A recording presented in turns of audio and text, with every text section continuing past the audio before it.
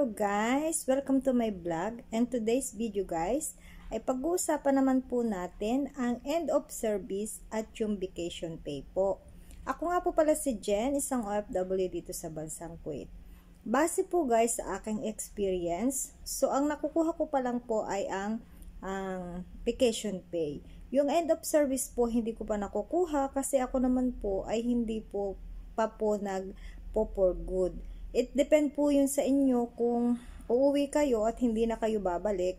Kakausapin nyo po yung inyong amo para maibigay sa inyo yung inyong end of service. Pero hindi po lahat ng amo ay sumasang-ayon at nagbabayad. Yung iba nga po ay wala rin namang nakukuha, kundi yung sahod lang nila. At kahit yung vacation pay, hindi rin po nila nakukuha. Bibihira po ang mga OFW na kasambahay na nakakakuha ng end of service at ng vacation pay. So, pasalamat po tayo kapag po tayo ay nakakuha ng ating vacation pay.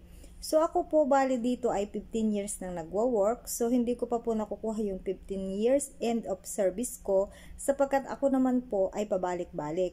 So, balit every 2 years ako po ay umuwi at yun pong 2-month vacation ko kung uuwi ako ay binabayaran po.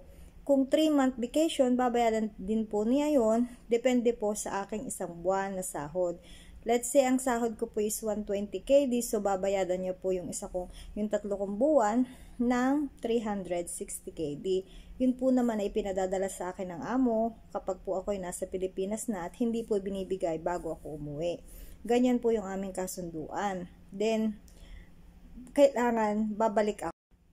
Yan. Tapos yun po guys na sinasabi nilang indemnity or end of service po, yun po ay hindi ko pa po nakukuha sapagkat ako naman po ay hindi pa nga for good. So inshallah po kung for good ako ay kukunin ko din yun sa aking amo. Pero uulitin ko po guys, depende po yun sa amo kung magbibigay.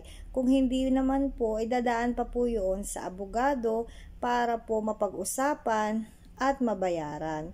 So, hindi po lahat ay nakakakuha ng end of service at nakakakuha ng vacation pay. So, ako po, on my experience, nakakuha naman ako. So, inshallah kayo din po na uuwi at babalik ay nakakakuha, ipaglaban nyo po yung inyong pong karapatan na makakuha po kayo ng inyong vacation pay. Marami pong salamat sa inyong panunood at